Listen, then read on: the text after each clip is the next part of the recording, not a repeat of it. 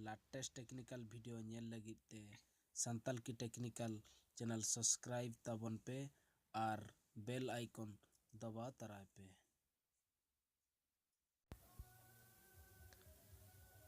Hello friends जोहार गे इंगे रोहित मुर्मू। तो friends तेहन मिटा एप्लीकेशन लिंग अगू का आपे लगित ते ओना एप्लीकेशन नेल काते चलका पे बुझे तो अलिंग कमेंट आलिंग पे ओना एप्लीकेशन रे फुल प्रोसेस लिंग ले पे। तो ओना एप्लीकेशन nyutum दो हुयुग कना कलर नेम प्रो, जहाँ से नोआ एप्लीकेशन दो जदि आपे तीन जो बिजी रे पे ताहे जहान को जे कौन सी कमी रे मोबाइल धरो पॉकेट रे मेना ओना बापे रिसीव दाड़े कना आपे पे भाबिया ओकोय फोन का अर्जेंट होर से बांगा आपे चिकाते बड़ा धरो आपे नंबर पे सेव का से ओना nyutum ओना नंबर जहां nyutum पे सेव का ओना nyutum नोआ रे लया। तो आपे पे बड़ा दाड़े हो नोआ दो नुई या नंबर कना होई रिसीव चे बई रिसीव ओना दो आपे चितारे डिपेंडा। तो ओना एप्लीकेशन अलिंग ले पे तो ओना इंस्टॉल करते आपे पे ओना सेटिंग पे ओपन खान ये खान ताहने आपे आर चेक प्रॉब्लम बाई तो नोका बिजी टाइम रे हो आपे पे मैनेज दाड़ेया टाइम। तो फ्रेंड्स तेहन दो आर मिटा कथा लिंग हिड़िंग ले तो तेहन दो हुयुग कना अबो सकरात कना। तो ओना लगित ते सनाम को गे हैप्पी सकरात। तो फ्रेंड्स मा तबे खान वीडियो बन स्टार्ट लगे। तो फ्रेंड्स अब फर्स्ट प्ले स्टोर सेन हुई आबना प्ले स्टोर रे अब ओंडे सर्च हुई आबना नोका प्ले स्टोर रे। तो डिस्क्रिप्शन रे लिंक लिंग एम का गया ओंडे खने पे डाउनलोड दाड़िया चेक प्रॉब्लम बां कना। तो लिंक प्ले स्टोर खन सिंपल लिंग सर्च करते लिंग देखा पे कना। तो प्ले स्टोर लिंग सेनोक कना ओंडे खन लिंग नोडे लिंग टाइप है कलर नेम प्रो हेसे। तो नोआ नोडे लिंग सर्च कट का खान गे प्ले स्टोर खन गे ऑटोमेटिकली हिजुआ नोय जल ताबन पे ना फर्स्ट ऑप्शन का मेना नोआ ऑलरेडी अलिंग इंस्टॉल हुई का हेचे। तो ओना लगी ते लिंग नोडे ओपन ए देखाए ओपन। तो नोआ ओपन लिंग क्लिक के नितो हेसे। तो ओपन रे क्लिक करते नोआ सेटिंग लिंग ये। तो फ्रेंड्स नोआ वीडियो आप जुदी सेरी पे कुसिया खान ताहाने चैनल तालिंग लाइक ताबन पे शेयर ताबन पे और सब्सक्राइब ताबन पे और अलिंग चैनल तालिंग सपोर्ट लगी ते जरूर आपे सब्सक्राइब ताबन पे हेसे। तो अलिंग नोआ हुयुग कना नवा चैनल कना ओना लगी ते अलिंग आपे से आपे सपोर्ट निहाती दरकार कान गया। तो फ्रेंड्स अलिंग जुदी आपे पे सपोर्ट लिंग नोका गे नवा नवा वीडियो अब सांताल को लगी लिंग अगू सेटरा बना।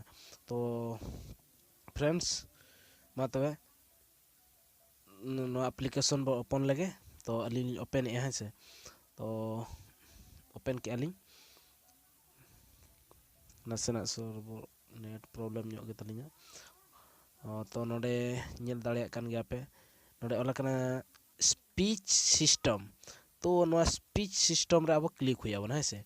तो अलिंग स्पीच सिस्टम रे नितो लिंग क्लिक ताबना। तो स्पीच सिस्टम लिंग क्लिक के ओहो नोडे चेदा बा चलू कना। तो नसेना ओहो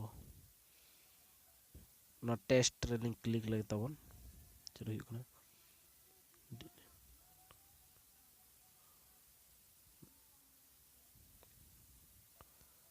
तो नोका हिजुग कना हेसे। तापरे नोडे ओना टेस्ट क्लिक पर नोका हिजुआ। तो नोडे खन नो सेटिंग ये लका हिजुग कना हेसे। तब नोडे ओला कना कॉल नोडे ओला कना ऑडियो नोडे एसएमएस व्हाट्सएप हेसे। तापरे आपे ओका सेटिंग रे नो ओपन सनाय पे तो आपे जदी फोन कॉल तापे हिजुआ ओना जदी ओना कॉल रे आपे nyutum पे सेव का खान धरो ओना ये कॉन्टैक्ट रे ओना nyutum गे ओंडे लया। तेनु करे अब नोडे ऑडियो सेव हुई आबना। तो अली नितो ना ऑडियो लिंक क्लिक ताबना। तो ऑडियो रे क्लिक करते सॉरी मी नोडे बैक ᱧᱚᱜ लिंग नो कॉल रे हेसे। कॉल रिंग क्लिक के ताबना। कॉल रे क्लिक करते नोडे ओला कना first speak name heise speak name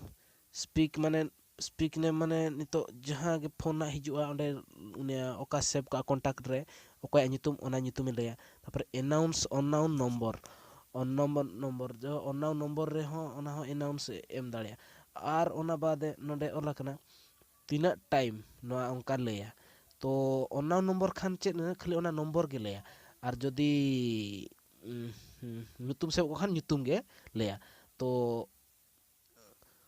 ona do oka laka ona mobile save ko ase onka ge huyu heise तो save ko khan ka jodi unknown number ka unknown number leya चे problem bang तो node ola kana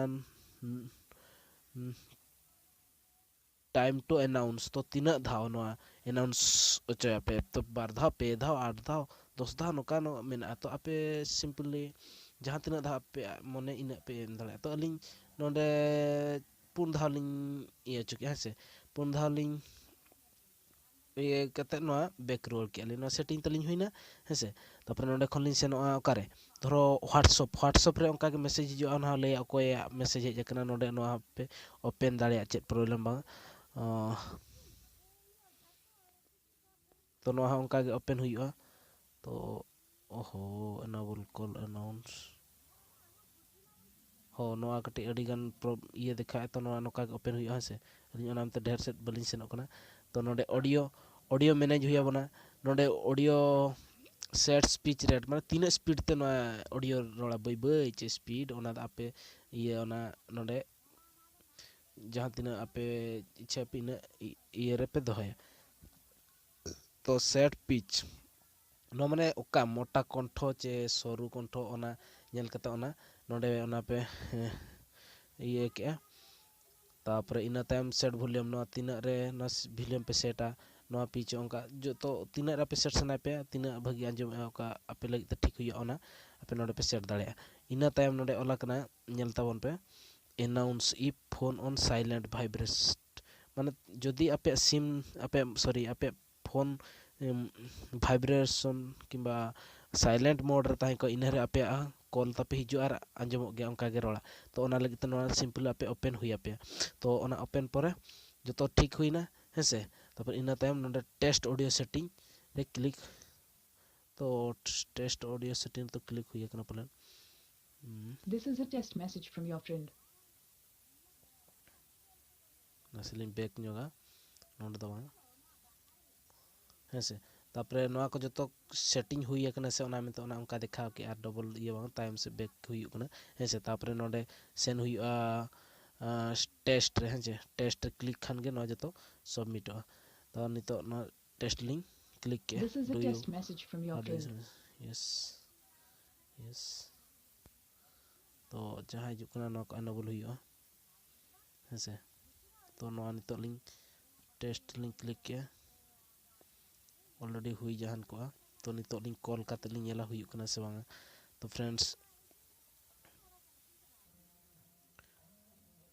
friends नितो नोआ को जतो link setting link आपे को सामना लिंक ओपन के ओका को का लगा हुई सेटिंग सेट के लिंक तो नितो लिंक फोन है से ओना नंबर लिंक फोन नोआ मोबाइल रे नंबर रे तो नितो नोआ लिंक धरम सपोज लिंक काटी के आसे इना टाइम नोआ नंबर ले अलिंग नितो लिंक फोन तो फोन अलिंग मोबाइल तनी ऑलरेडी साइलेंट मेना नेल दाड़े कान गया पे तो कटी रेड कलर देखा है ओना मेनते कटी नो बलिंग देखा दाड़े पे कना कलर तलिंग एटा देखा है तो नोका कटी बैक न्यो कालिंग ओहो डायरेक्ट बैक हो कना हो ठीक गया तो नितो ओना नंबर रे नितो लिंक कॉल ए हेसे तो आर मिटा मोबाइल खन लिंक कॉल ए तो अलिंग मोबाइल आर मिटा मोबाइल नो नंबर लिंक कॉल ए नेल पे चलका ओंडे Rohit Babu is calling.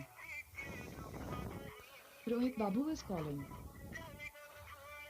Rohit Babu is calling.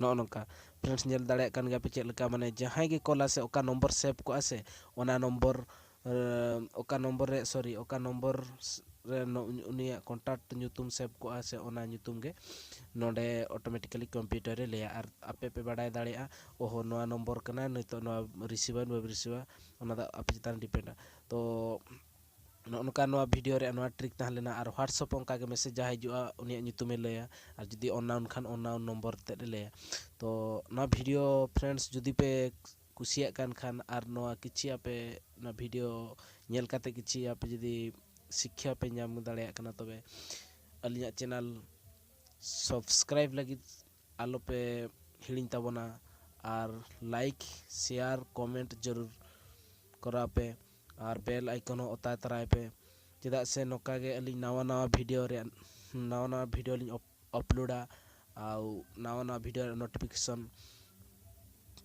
पुइलो आपे पे नाम दाड़ेया ओना लगी आपे सब्सक्राइब और बेल आइकन निहत ओता तराय पे। तो फ्रेंड्स तेहना वीडियो दो निनंगे तो